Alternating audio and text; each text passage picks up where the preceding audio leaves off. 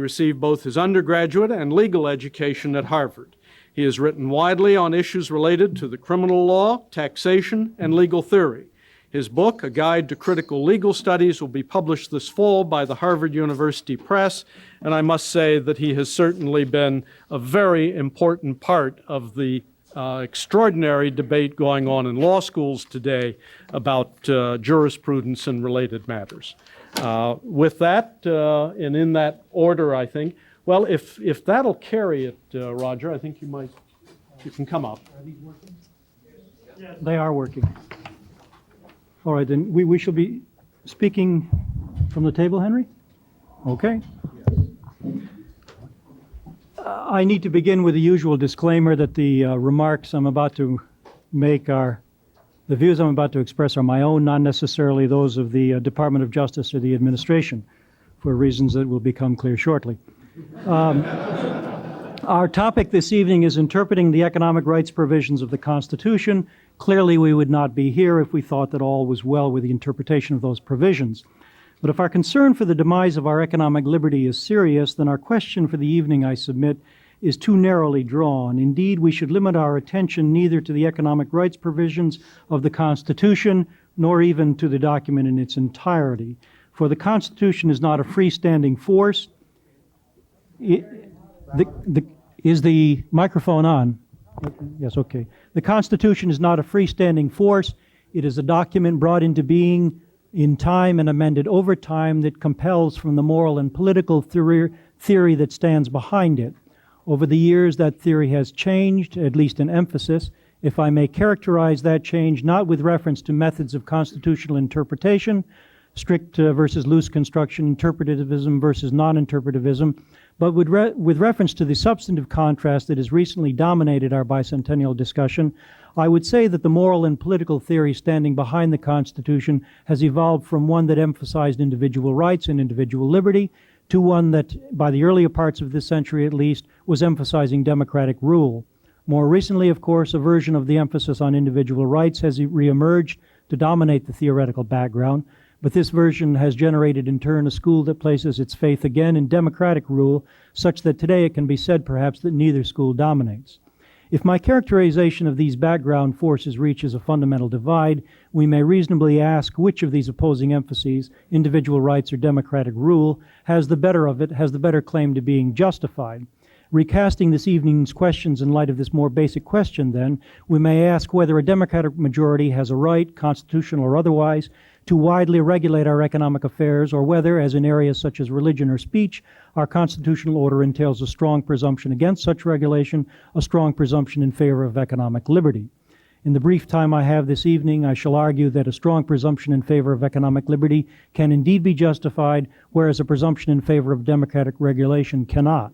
In so arguing, I'll be suggesting, of course, both that there is a closer connection between what is than is often supposed between what Corwin has called the higher law background of the Constitution and the Constitution itself, and that the Constitution compels from its status as positive law, not from its status as positive law, but from its reflection of this higher law. I shall argue, in short, that the foundation of the American order is at bottom moral, not merely political or legal, and that we unjustifiably restrict our understanding of that order if we limit ourselves to positive statements of constitutional will and the interpretive materials that immediately surround those statements, a restriction that can lead only to incomplete analysis and hence to misunderstanding of that order. We begin then with the justification for democratic rule, which is grounded, as the Declaration makes clear, in considerations of consent. That to secure these rights, governments are instituted among men, deriving their just powers from the consent of the governed. Plainly, it is not from good consequences they produce that democratic governments derive their legitimacy. If that were the case, the king might be on an equal footing, might indeed be on better ground, provided the consequences he produced were better than those produced by some democratic government.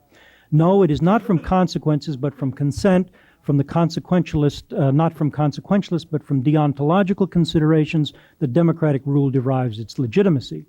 Democratic rule is legitimate not because it is good rule, but because it is self-rule. But just as consent is the moral bedrock of democratic rule, so too is its Achilles heel.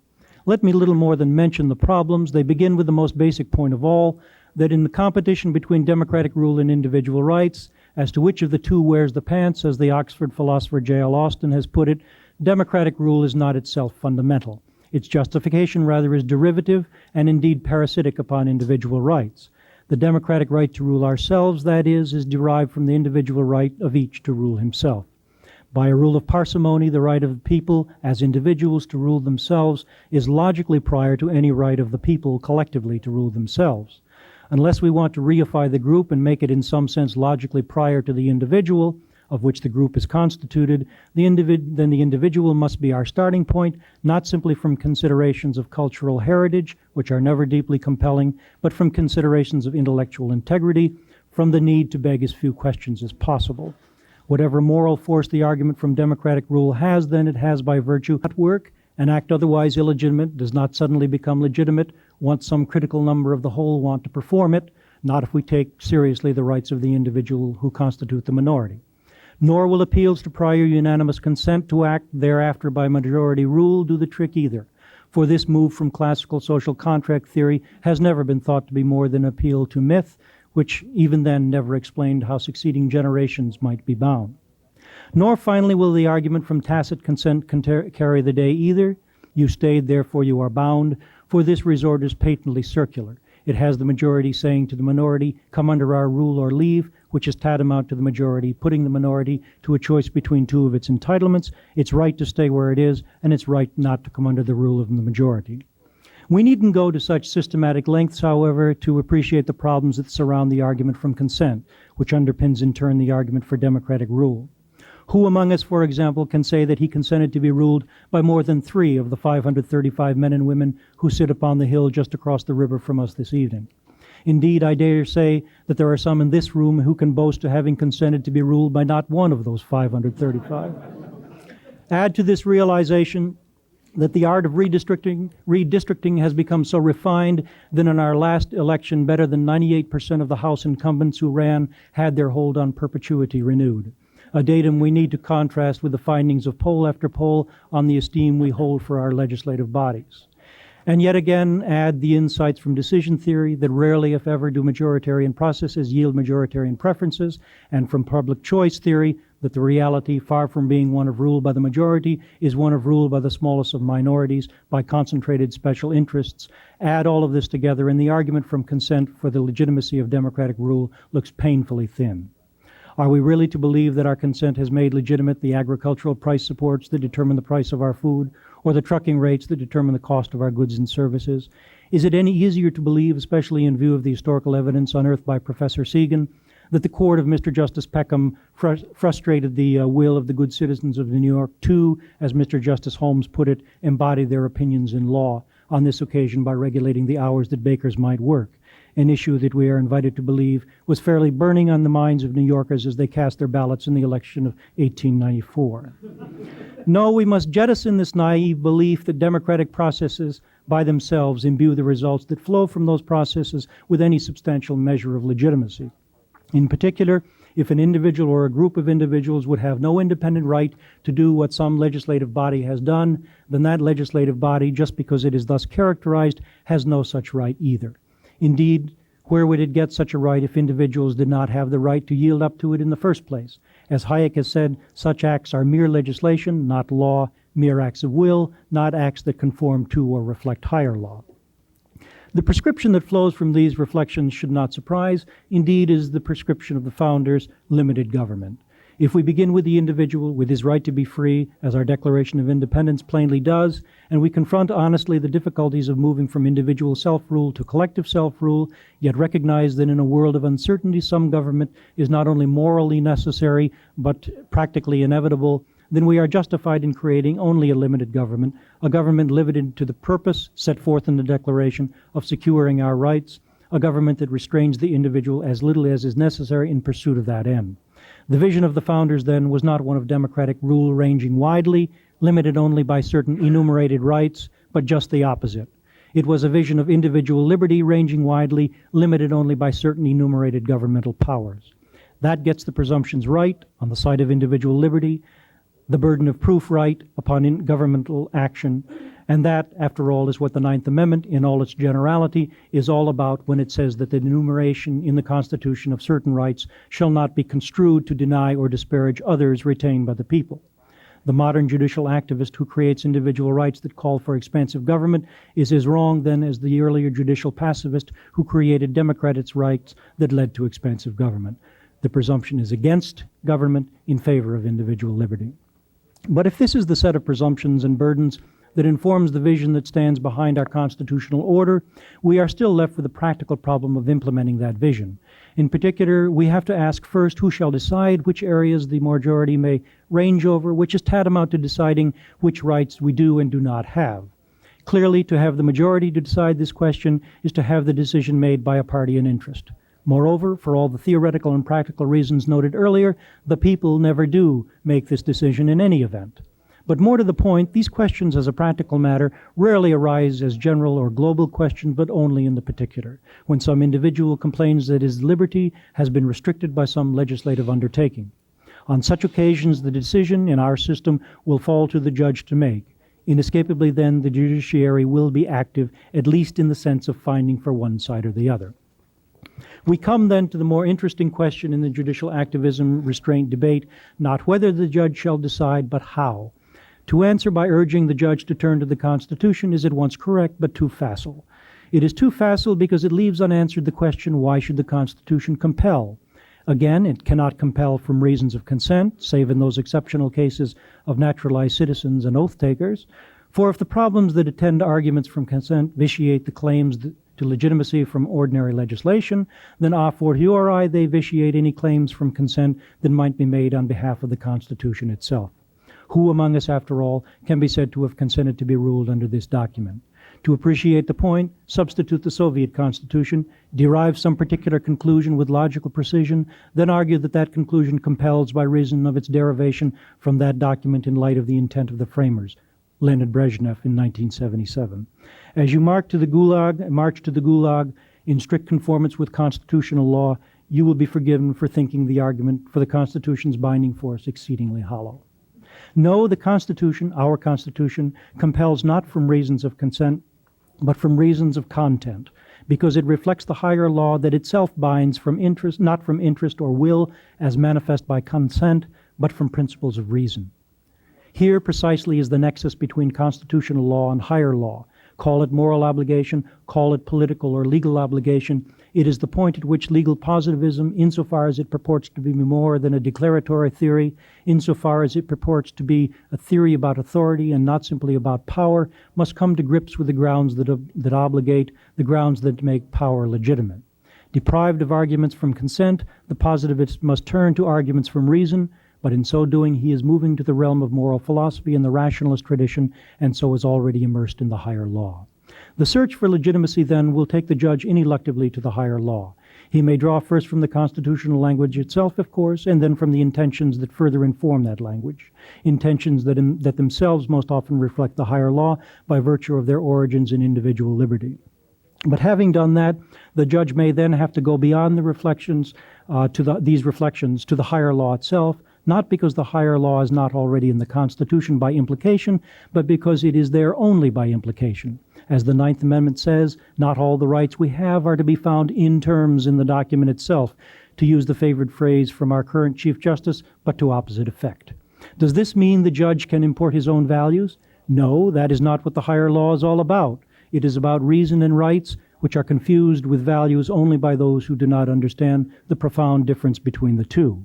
Is this distinction between reason, rights and values to be found in the Constitution? No, not in terms, no more than the admonition that the judge is to reason from canons of logic. Forgive me for waxing autobiographical here and pedagogical too, but I'm reminded of a point in my lectures on the theory of rights at which I would turn to my students and ask, how many rights are there? Invariably, they would be taken aback by the question, at once so simple and yet so perplexing. After a few responses intended more to clear their embarrassment than to address the question, there are 39 rights or 211, one of the students would invariably say that there are an infinite number of rights, whereupon a second would answer, no, there is only one right, at which I would respond, you're both right. And indeed they are, for there is only one right, the right of each of us to be free, and yet an indefinite number of derivatives from that right, owing to the complexity of language and circumstance, all of which must be derived consistently, however. Is any of this in the Constitution? Of course not in terms, yet all of this is there by implication. How do we know this? Well, that's where the work begins, the thought, the reflection that goes into the job of judging well. Little of this is taught in our law schools, compelled as they are to teach the vast and arid reaches of the positive law, the legislation that has supplanted law, and with it our rights as well. Nor will any of this change until we demand a stop to the legal juggernaut that surrounds and suffocates us with legislation. But this will not happen until we understand the basic issues and understand further just where we want to go. Because our system begins with the individual, it stands in polar opposition to those systems that begin with a group, in the modern era, the socialist systems, whether democratic, nationalist, or internationalist. Those systems invariably destroy economic liberty first, but as they do, they find it difficult, often impossible, not to destroy personal freedom as well, as witness even the best of them in such areas as education and the arts. As we reflect upon where it is we want to go, we would do well to remember this and to recall as well the insights of the founders on the indivisibility of liberty. Thank you.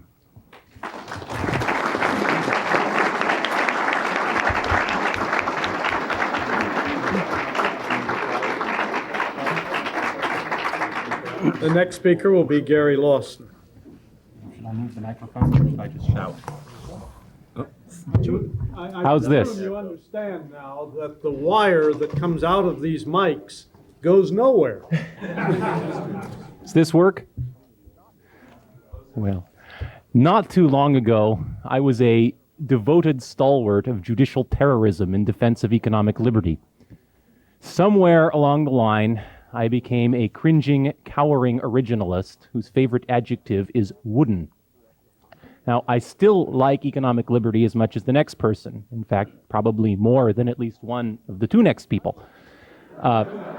Nonetheless, I am going to offer to you that woodenness in defense of economic liberty may be a vice, but those are the breaks. Before I get to that, though, there are some comments about originalism that I think Roger's talk demands. Let me distinguish two senses of originalism. One sense is that as a technical matter, the best way to understand the objective meaning of an instructive document, which is what the Constitution is to read it in light of context, purpose, general structure, and in view of the ordinary understandings of the terms at the time that it was written. Given certain assumptions about a range of determinacy of language, that seems to me as a technical matter to be very close to true by definition. Now let me take a second sense of originalism, which I think is the more common one in usage. And that is the notion that in deciding cases under the Constitution, judges ought to decide them in accordance with original meaning as determined by the interpretive originalism that I've just described. As Roger and as the critical legal studies movement have done much to point out, that is a normative statement about human conduct that requires a normative answer. There is no escaping that fact. It will not do, as Henry Monahan did 6 years ago, to say that for the judge, the Constitution must be taken as a first principle. Human conduct is, like it or not, the province of morality, and not only is there nothing problematic about asking for moral justifications for applying the Constitution, it's very difficult to imagine what other kinds of arguments would be appropriate. Now, having acknowledged that sorry fact, I am going to ignore it by the clever device of addressing the rest of my comments to those who, like me, for whatever reasons, do in fact give normative force to originalism in constitutional interpretation. To those persons, and there is no one else that I can speak to without engaging in Roger's program of normative discourse, to those persons I would like to suggest the uneasy case for woodenism, let's call it. All right. First, let me make clear what I mean by woodenism. It does not mean judicial restraint. Restraint is a conclusion, it is not a premise. If, as Richard so eloquently described, sound wooden reasoning leads to the conclusion that most of the federal government comes crashing down, the dutiful originalist will obediently go play in the rubble. Simply true. Put in another way, the ghost of Lochner, if such it be, does not haunt the originalist reading the Contracts Clause. But, by the same token, the ghost of Blaisdell does not haunt the originalist reading the Due Process Clause or the Ninth Amendment. All right. Now, there is a converse error to what one might call Lochner-itis, the disease whereby any constitutional argument containing the word property or the prefix econ is viewed as poison. That converse error one might call selective woodenism. And I must say that I conceived of this idea before I had any idea what Richard was going to talk about, so no one should assume that I am targeting these comments at him. All right. Selective woodenism. There are advocates of economic liberty who are solid oaks when it comes to interpreting the Commerce Clause or to structural provisions of the Constitution that divide and conquer the power of the enemy. They turn to rotten bark when it comes to the economic liberties provisions, or at least some subset of them, otherwise known as the Constitution's majestic generalities. Now, there are in fact a number of simple and extraordinarily powerful theoretical rationales for precisely this kind of interpretive dualism, whereby one tries to fuse wooden originalist premises with moral, political, and economic reasoning in the appropriate case. And I'd like to suggest one of those possible arguments and see where it leads us in terms of methods. The simplest such argument begins with the premise that certain provisions of the Constitution are more precise than others. And indeed, specifically, those provisions setting forth the powers of the federal government and setting forth the structure of both the federal government and federal-state relations tend as a whole to be considerably more rigorous and precise than the provisions pertaining to individual liberties, the majestic generalities, so to speak. Now, originalism, as I've described it, is and can only be a first-cut interpretive method. Lurking in the background is always the possibility that a particular provision under examination is simply outside the presently ascertainable bounds of objective meaning. In those circumstances, by definition, one has to employ presumptions and rules that are not logically derivable from stark originalist premises. So, if the Constitution contains provisions pertaining to economic liberties that are of this character, such that a bare bones originalism cannot definitively settle their meaning, nothing in originalism forbids a default presumption in favor of reading them in the broadest manner linguistically possible in light of moral, political, or economic theory, just as nothing in originalism would either compel or forbid a presumption that the person who invokes the Constitution bears the burden of uncertainty. At that point, in the zone of indeterminacy, if you will, originalism has nothing to say. So this fusionist method allows for moral, political, and economic reasoning in defense of economic liberties that, if not compelled by originalism, is at a minimum consistent with it. All right. Now, this kind of argument may at first seem to present almost a trivial kind of problem, at least methodologically speaking. Yes, of course, this is all a problem if, in fact, you have clauses for which originalism cannot provide a definitively settled meaning. The solution is obvious. You provide the definitively settled meaning. Now, that may not be an easy task. It may require hard analysis, but at least it does not present a methodological problem. So I thought as well. Alas, it is not so. Let me present the following methodological muddle. All right. Language may well be determinate, but only over a certain range.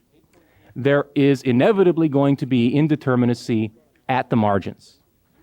One of Richard's consistent themes, and it is one that cannot be emphasized too often, is that in law, the critical question is often where the margins have to be drawn.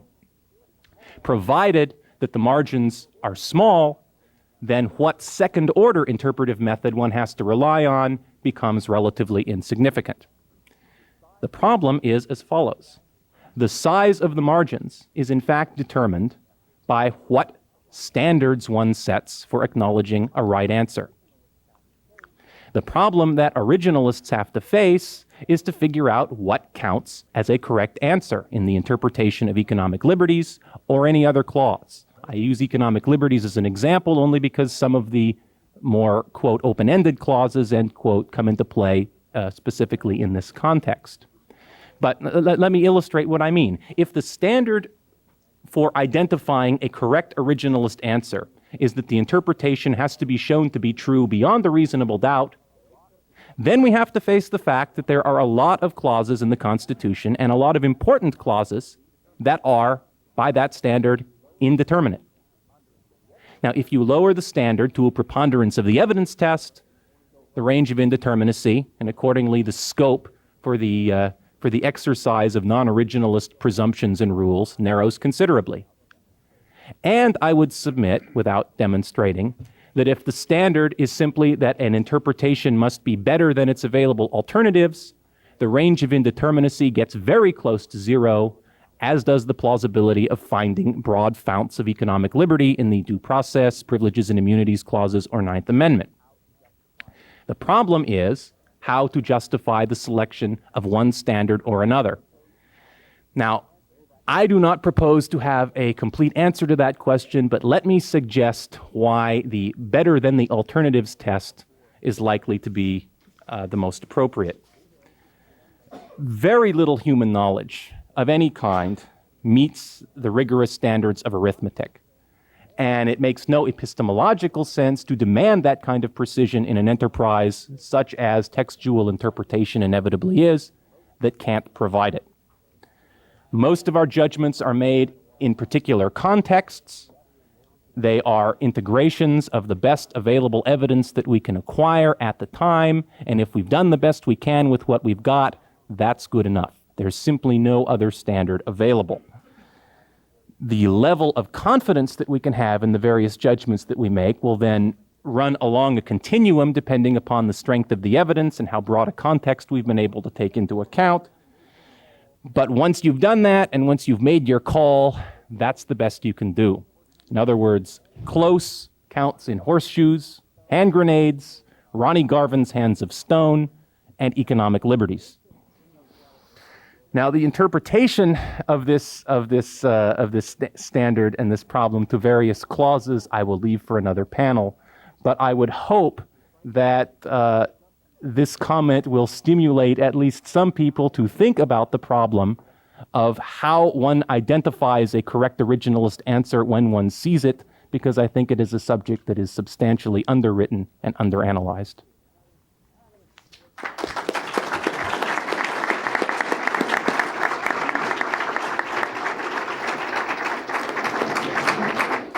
Mario Rizzo. Thank you, Henry.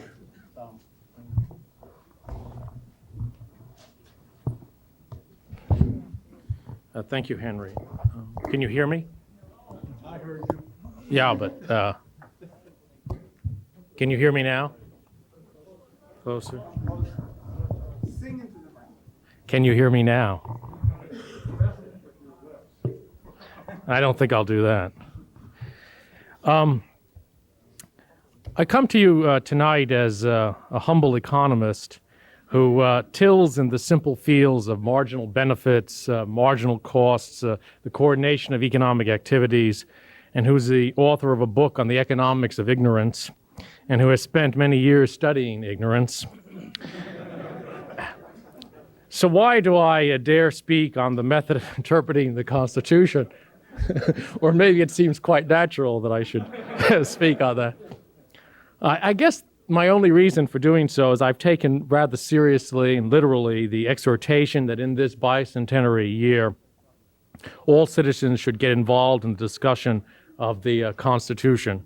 And so with that in mind, let me leap ahead to this, I guess, hermeneutical discussion.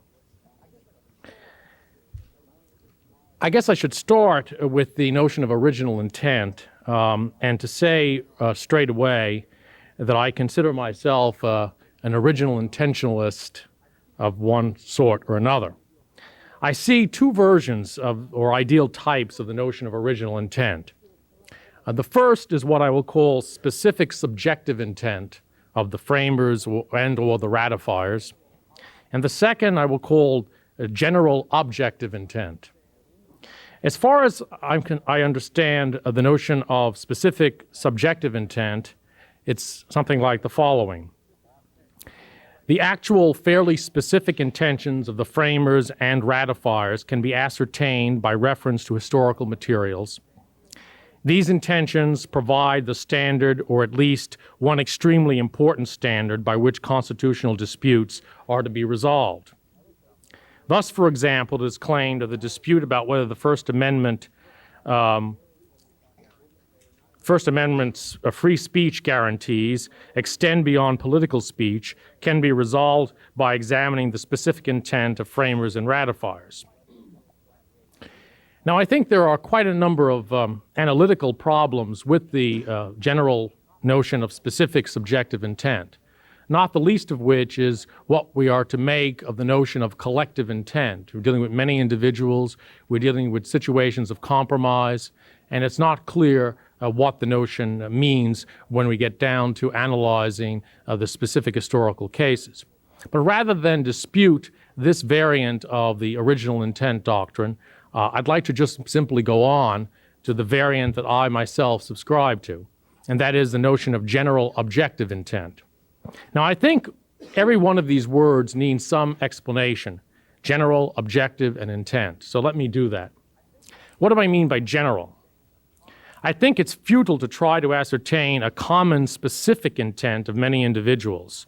As I said, in many aspects of the Constitution have to be viewed as compromises. Therefore, the historical record is to be used to ascertain simply the general concerns and intentions of the framers and perhaps also of the ratifiers. Objective. I take the general concerns depicted in the historical records and rationalize or systematize them in terms of a coherent philosophical framework. Now, where does this philosophical system come from, which is going to rationalize or systematize this collection of general concerns? I think we have to argue, in order to be intentionalists, that it is implicit in the general concerns and intents of the historical framers. It is not a creation ex nihilo, and I'll say more about this in a moment. The third word, intent. It may seem to you, to many of you, rather odd to speak of objective intent, because the word intent, at least in current day English, has a very subjective connotation. Now, I think it's important to understand that there was, in fact, an ambiguity of language in the late 18th and early 19th century.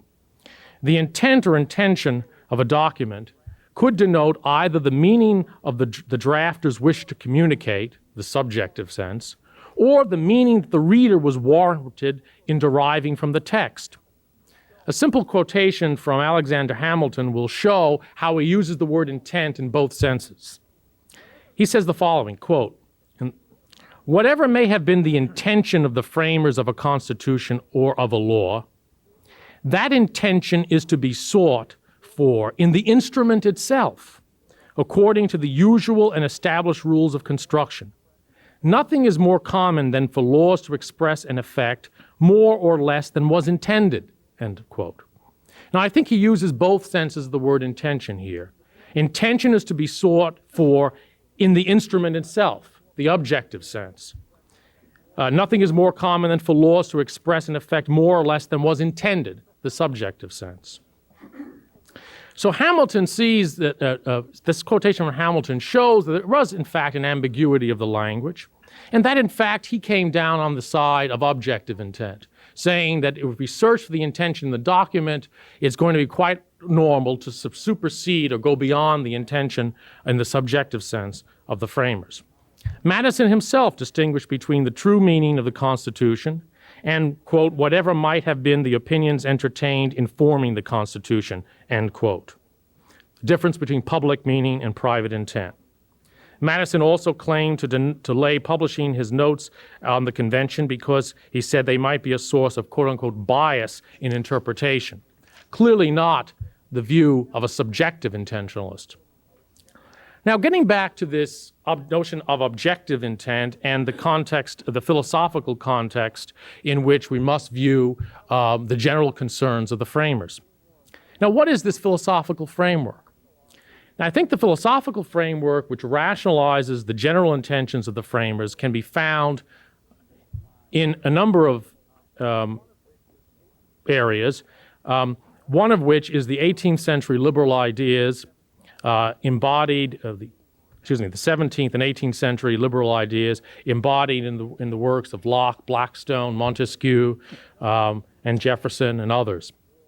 The notions of natural law and vested rights are the source of values for giving content to explicit guarantees such as the contract clause, the takings clause, and of course a substantive due process. They also give content to the otherwise inexplicable Ninth Amendment. Now, these notions of natural law and vested rights, I think quite clearly were the philosophical underpinning of the concerns of the framers of our Constitution. It's made quite evident, for example, in a book such as the Curlin's Framers' Constitution, Founders' Constitution. And it's very clear, for example, in the works of people like Locke, who, quote, argued that the preservation of property is the end of government, and that for which man enters into society. Or Blackstone, who said that the principal aim of society is to protect individuals in the enjoyment of those absolute rights which were vested in them by the immutable laws of nature. And what are the absolute rights? They may be reduced to three principal or primary articles: the right of personal security, the right of personal liberty, and the right of private property, end quote. Or Montesquieu: let us therefore lay down a certain maxim that whenever the public good happens to be the matter in question, it is not for the advantage of the public to deprive an individual of his property or even to retrench the least part of it by law or political regulation, end quote. So I think that the philosophical background, and there's no real disagreement that Locke, Blackstone, and Montesquieu provide the great inspiration for the document of provide the great inspiration for our constitutional law. I think that what is not quite understood is that the framers of the Constitution took a great deal of this intellectual heritage for granted. And so therefore, to a large extent, they never made as explicit as we would have liked today the fundamental presuppositions upon which they were building a constitution. Madison, for example, believed that one of the fundamental dangers faced by our republic emanated from special interest groups, which he called factions, which would tend to violate the natural laws, the natural rights as he understood them. He thought of a faction in terms of either a minority or a majority of the whole, which, quote, was actuated by some common impulse or passion or of some interest adverse to the rights of other citizens or to the permanent and aggregate interests of the community, end quote.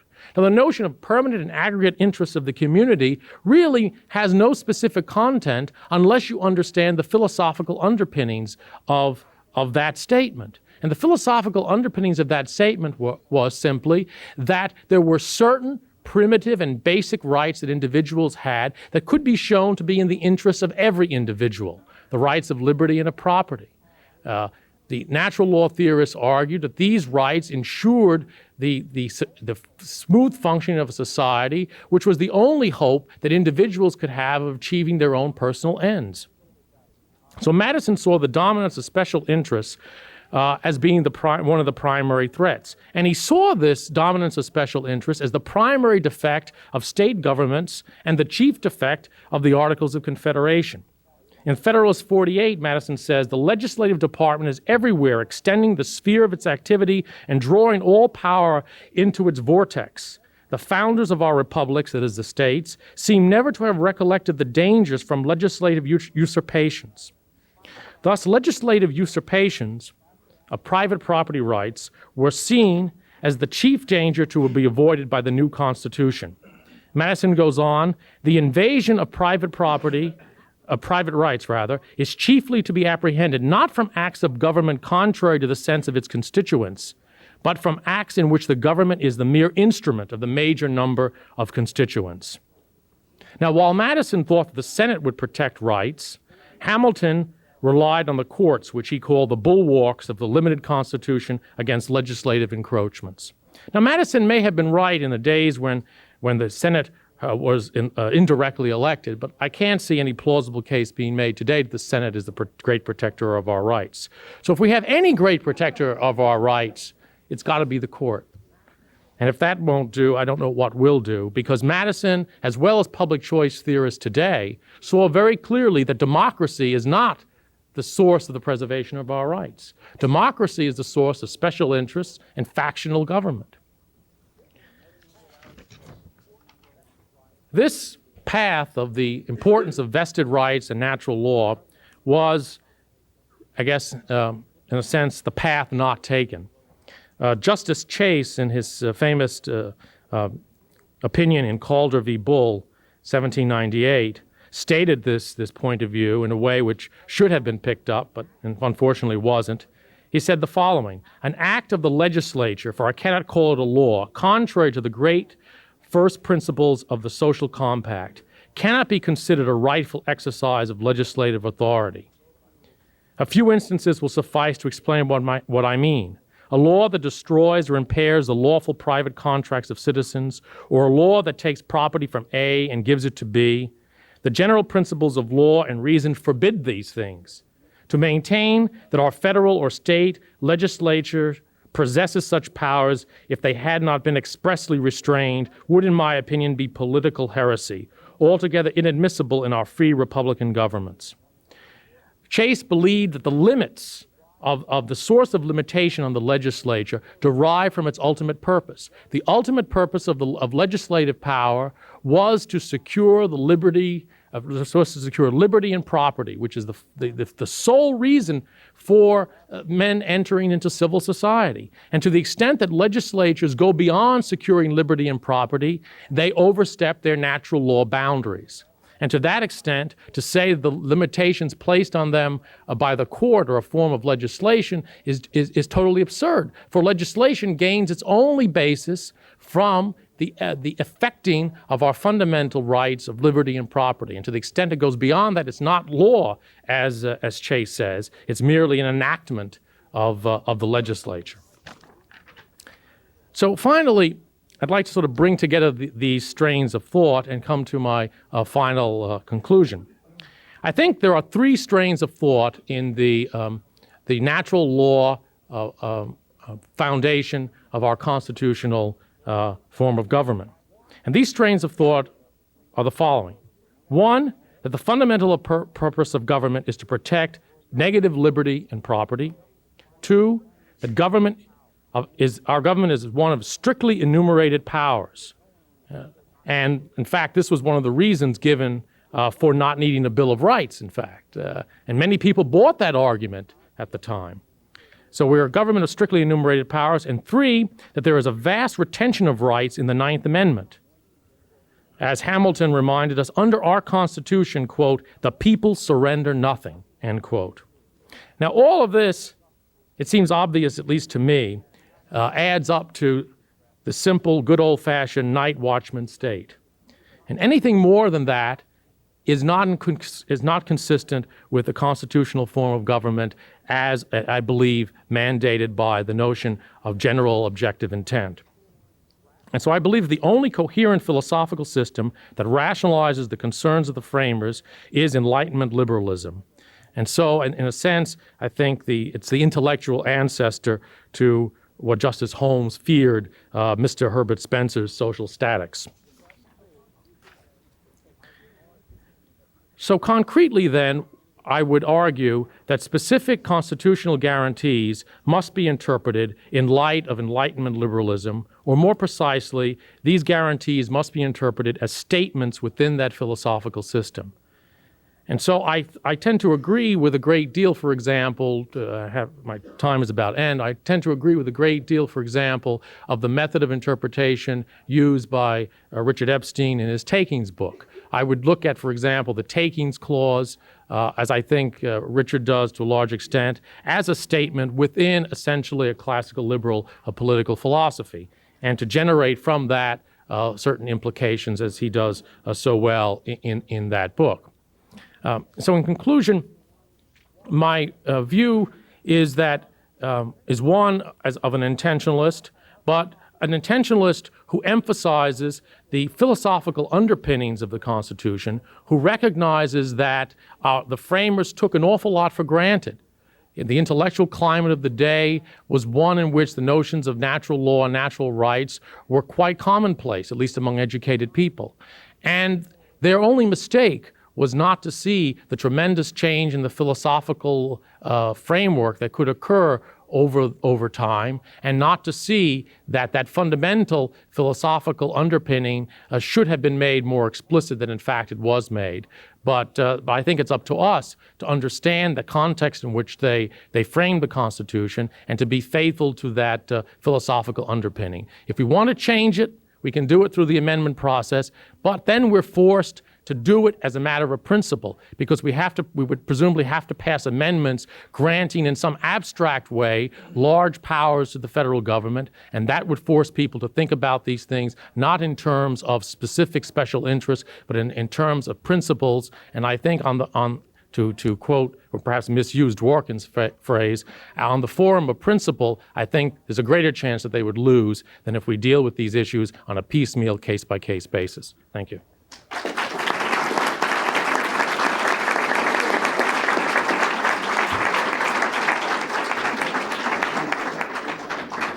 Mark Kelman.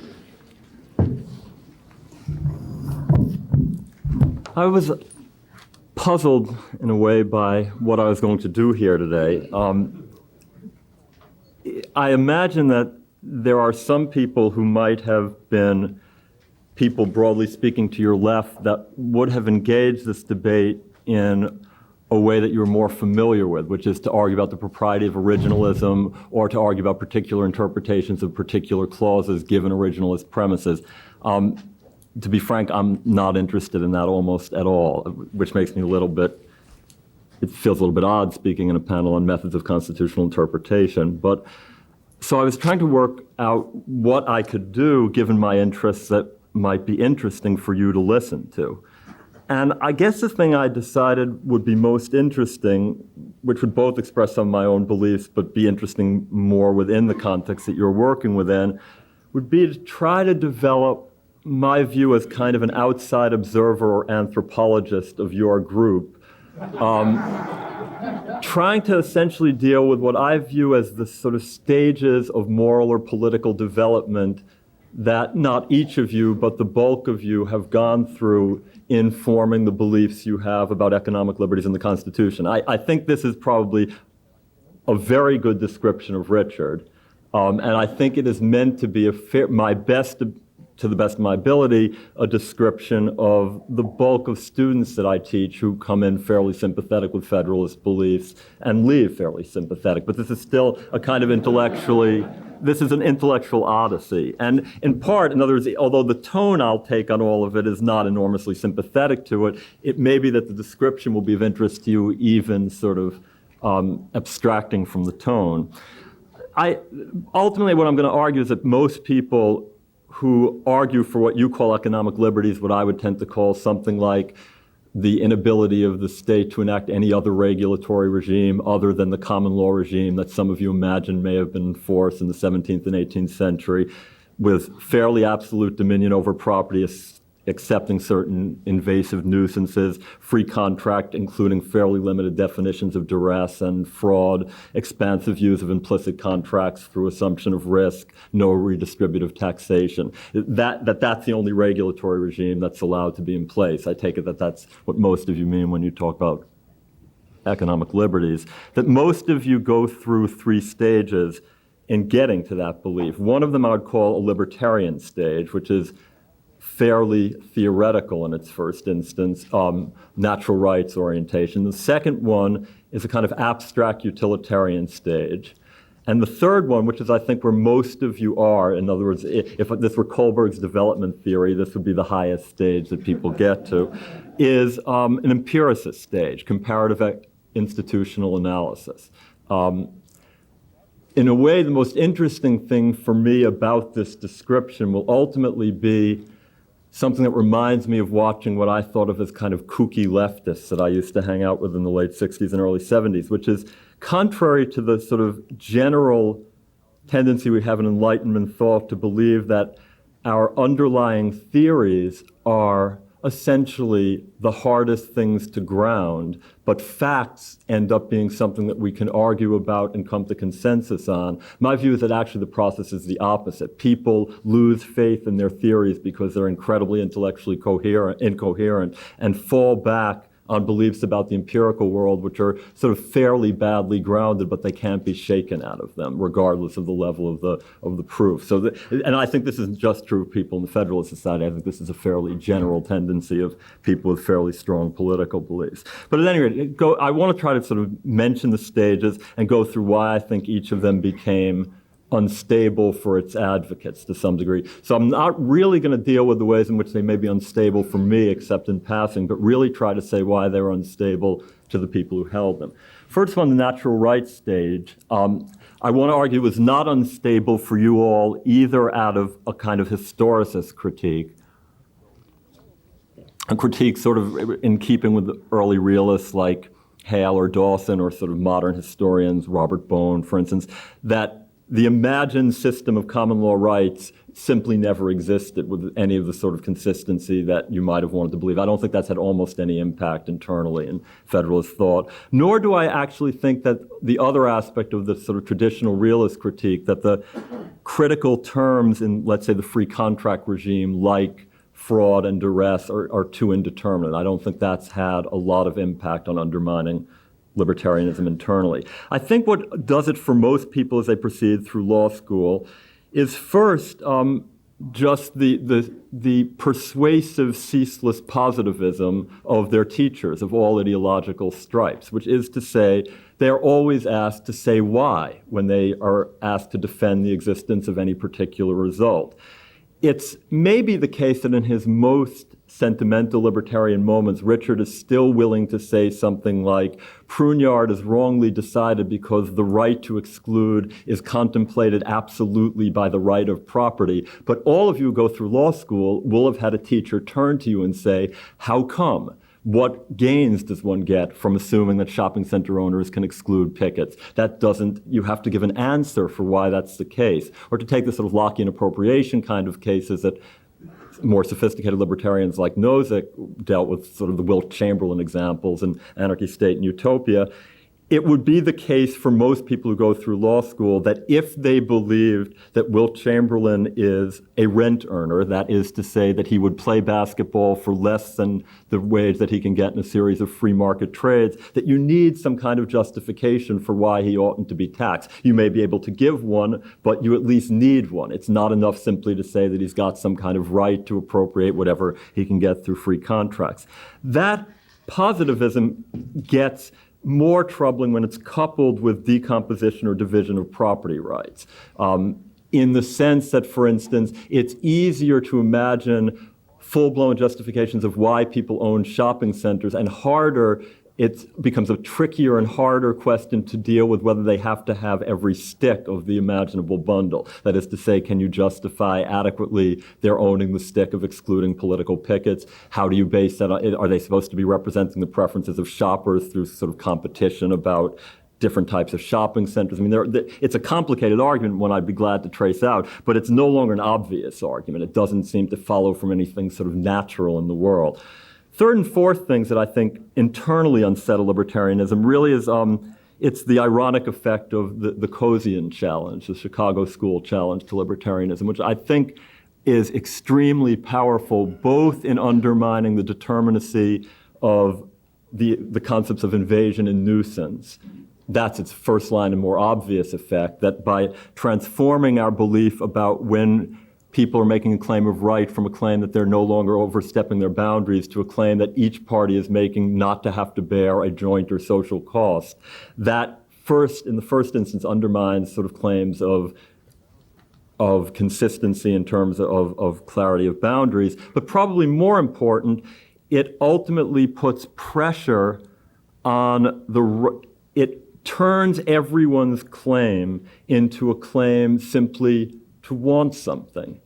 to not bear the social cost, in a sense, becomes a claim of that grows out of just intensity of desire rather than sort of any kind of obvious moral hierarchy that, let's say, invasion by smoke is wrong, or even that battery is wrong. Everything just becomes a taste in the Coasian view, and that one I think has been very, very difficult for most of the Federalists that I teach to really survive, partly because it's part of a powerful law and economics tradition that I think better backs their politics ultimately.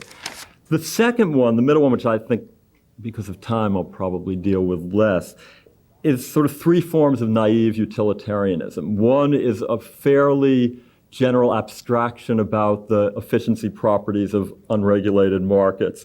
A second is a proposition about the efficiency of the common law. And the third one is the theoretical side of a certain form of the public choice literature. I really want to barely mention ideal market theory and efficiency of the common law stuff at all, because I think the ways in which those become unstable for people are fairly familiar and not really worthy of detail. But basically, the ideal market theory runs into problems with the strength of the presuppositions necessary for it to work in terms of transaction costs, information, consumer search behavior, a variety of things. The efficiency of the common law claim has both been difficult at the historical level in the sense that it's been difficult to argue that a particular set of decisions has ever actually taken over the common law. It's also been difficult at the level of trying to figure out a plausible mechanism by which, through things like selection of cases by would-be litigants, the efficient result would occur. So I think, but I don't want to review those arguments. I did want to say a word on the public choice side. There are two versions by which you get kind of abstract utilitarian conclusions out of the non-empirical part of the public choice literature. I want to come back to the empirical part of it. One is the notion that politics itself is waste, regardless of its ends. That is to say that any fighting over distributive ends is itself not socially productive. So that in a sense, both seeking to establish a cartel and seeking to bust a cartel once one is established are equally rent-seeking in that way. Any attempt to essentially a battle over the division of consumer surplus is not a productive activity in and of itself. Now, the problem with that one, in addition to the question of whether it's an accurate description, is that, as Tulloch pointed out a long time ago, what that leads to is the constitutionalization of any political regime, not the late 19th century common law. It would, you could adopt the sort of the 1972 mid-Nixon administration level of regulation as constitutionalized and simply prohibit battle over it ever again. There's nothing about that account of rent-seeking as waste that leads to any particular institutional setting. The authors claim that OSHA essentially over-inspected small and non-union plants is based essentially on a completely daffy surrogate for how you measure that, which is inspections per worker. Given the focus on inspections per worker, not even on the times of those inspections or on economies of scale and inspection, obviously small plants will seem to be overrepresented. If you inspected a plant with 10 workers once every 10 years and for 5 minutes and inspected a GM plant 5 times a year with 1,000 workers for 2 weeks each, the GM plant would appear to be inspected 1/2 the time of the small plant. And in fact, the fact that she gets only a minor effect for small industries is reflective of what everybody who'd ever looked at OSHA knew, which is that they utterly ignored small industries. I mean, they were apologetic about it, but they didn't have the time to get to small plants at all. Similarly, another aspect that they over-inspected union plants rather than non-union plants rather than union plants. Again, she buries in a footnote a statement that there's an extremely high correlation between percentage of unionization and level of complaints, which in turn correlates with inspections, since OSHA did, for the period that the authors were studying, have to follow up on complaints, despite the fact that her claim was that the intention of unions was to transfer OSHA resources into inspecting non-union plants. So I look at this stuff and sort of say, the best I would say about these sorts of studies is sometimes they maybe have a little bit of information and sometimes they don't. But my claim would be this stuff is stable. It doesn't matter what I or anybody else who reads Peltzman's study has ever said about it. My colleague Bob Ellickson will continue to teach it in his torts class for eternity, and Richie will continue to believe that it is a valid description of safety regulation, that this is where, in the final analysis, people become unshakable. And let me just sort of finish by reminding myself of sort of my experiences in the late 60s and 70s in college, which was people on the left, I think, did a parallel abandonment of a theory that many of them came into, which was sort of Marxist theories of value, labor theory of value and the like. It just was utterly theoretically incoherent, and most of them just completely gave it up.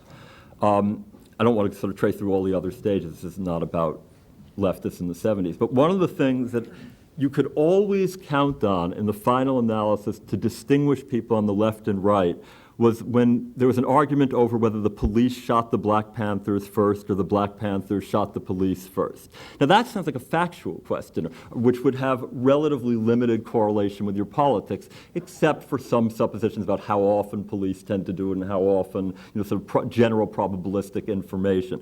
But you could count on any member of SDS believing that in every single case the police shot first, and you could count on the young Republicans at school where I was in every single case to believe the Panthers shot first. That was utterly unshakable, although it appeared to be something about which they would learn more as they listened to the facts of the dispute explored. The side of me that was, sort of still sentimentally drawn to Enlightenment liberalism finds this a little sad. I mean, I don't know what to make of it, really. It goes against sort of all of the part of me that was drilled to believe that there were sort of room for discourse, at least as to sort of observable events. But I think that's pretty much the way it is.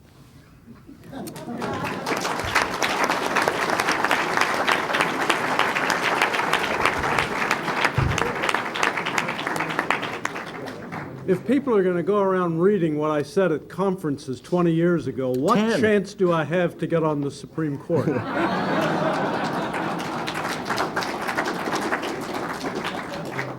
Mark's the only one you're safe. We have And they don't 15 ask minutes me. left. I think I would like to invite the other members of the panel first I have one quick to respond. Gary? One quick comment, if I can get this. Sure. Well, this will only take about 60 seconds. I'd like to present a wooden view of political theory in constitutional interpretation.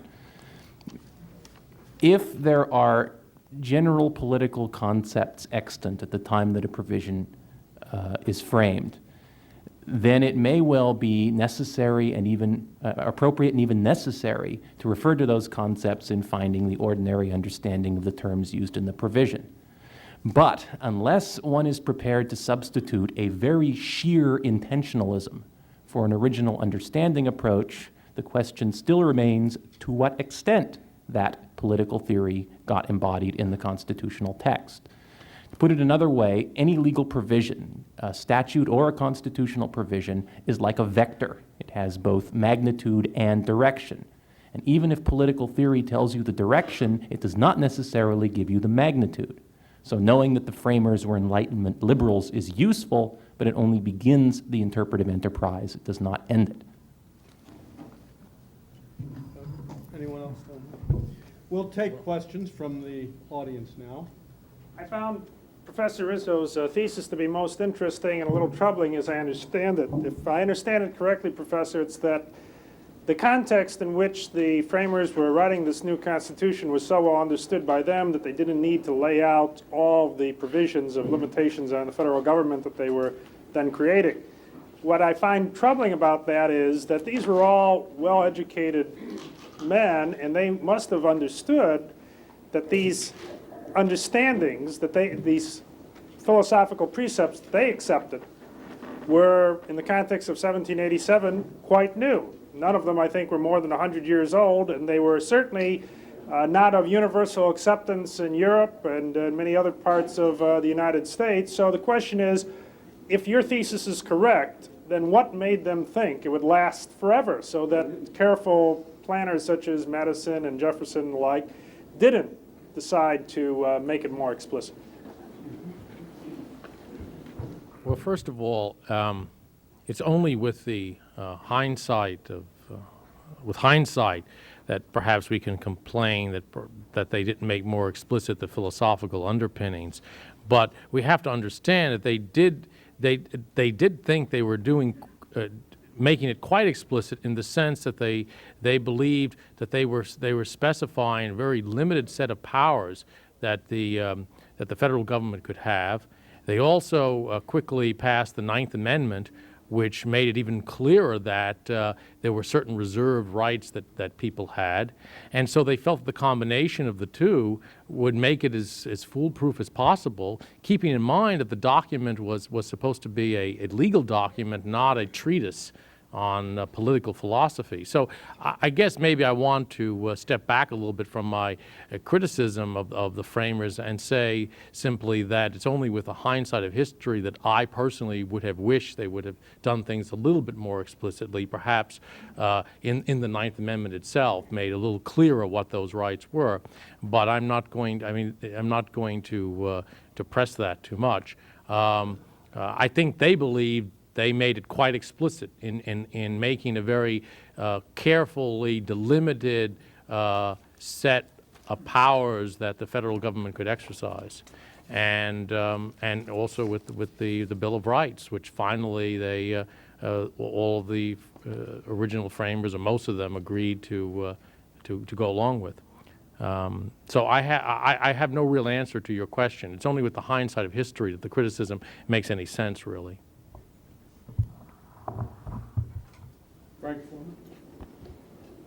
Mr. Kelman, I've been having some difficulty getting your overall message. You seem to be telling us that the language we use has this certain irreducibly vague component. You've been telling us that most of us are less unbiased than we imagine ourselves to be.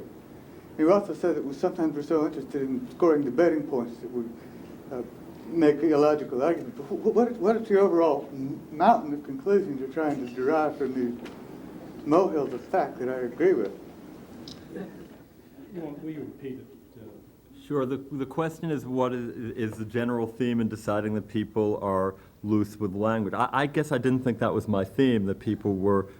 there is a different interpretation that I think I share, but was not trying to get at here, which is about the questions of whether any set of natural rights arguments could remain determinate given limits of language. I believe that that's an interesting argument, but it's not the one I was trying to make. I was instead trying to argue that the way in which this particular vision of the necessity of protecting a particular regulatory regime has come about has had a particular historical force which might be interesting to study, which was a movement from what strikes me as assertion, which is what I think natural rights theory is largely experienced by its own proponents ultimately, to a middle-level general theory which unfortunately contains too many exceptions within it to ground very many political beliefs,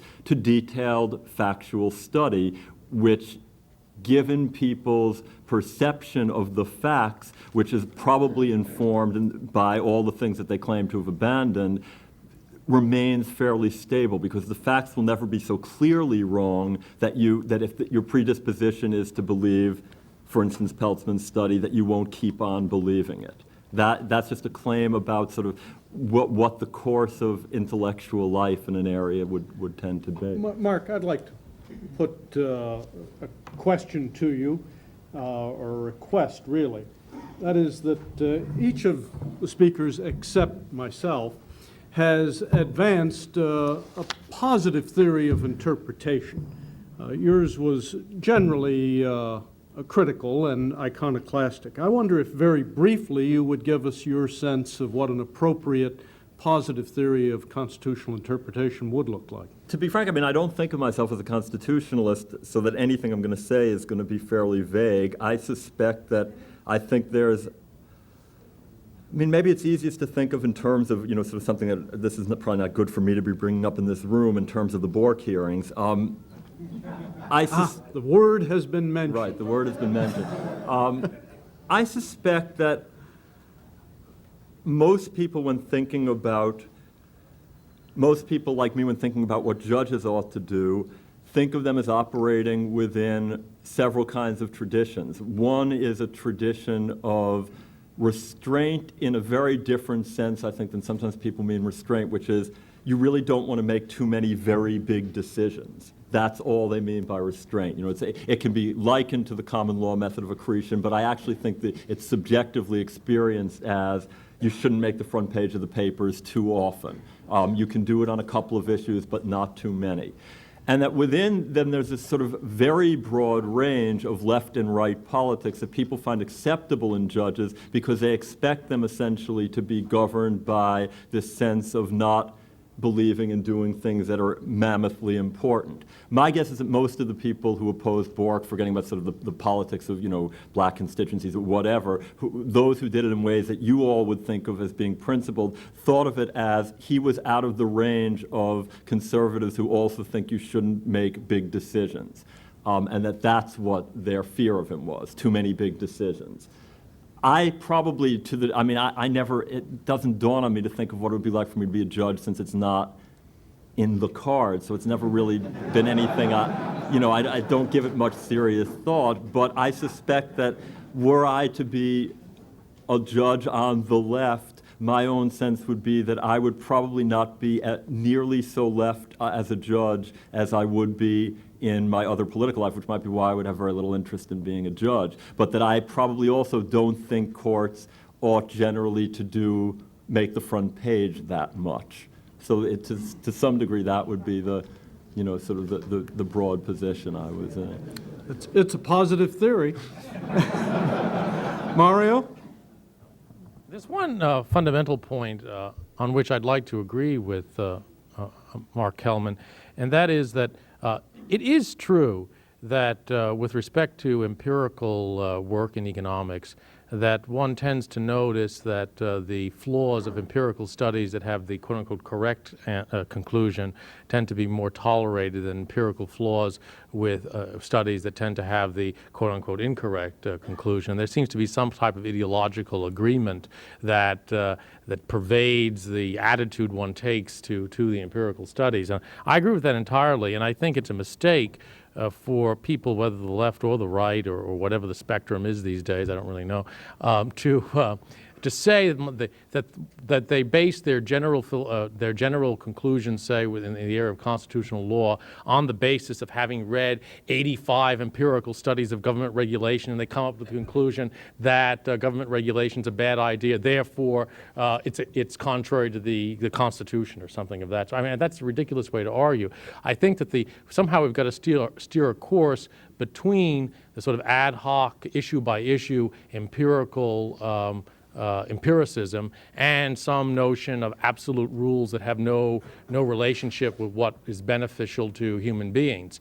And I think that the natural law position, though much maligned, is really fairly close to what we could also call a rule utilitarian position. I mean, the point is that what we're interested in is general rules which promote the interests of the vast majority of mankind. And the general rules which do so, at least in my view, are those rules that promote property and negative liberty, because they enhance social cooperation and they enhance the ability of individuals who have a myriad of different goals, each to maximize the opportunity to achieve these individual goals that they have. So the point is that I think I agree with Mark Kelman in the respect that a lot of times people will cite empirical studies as a kind of socially acceptable way of talking about what is essentially their fundamental ideology. So I don't think we have to dress up ideology in weak empirical studies. I think we have to adopt a view similar to either natural law or rule utilitarianism and go with that and say that the studies have some relevance, but we're not going to change our essential philosophy every time somebody discovers some defect in Peltzman or Stigler or somebody's empirical work, that this is based on a more basic understanding of human nature and empirical regularities than rise on one particular study. I might point out to you what a strong non-interpretivist position that was, someone who claimed at the outset to be advocating a different methodology. I'm afraid, however, that time has run out. I got my last word in. If you enjoyed this, you ain't seen nothing yet. The program resumes here at 9:30 tomorrow morning with registration for a half hour preceding that. Thank you all for attending. Thanks, Henry.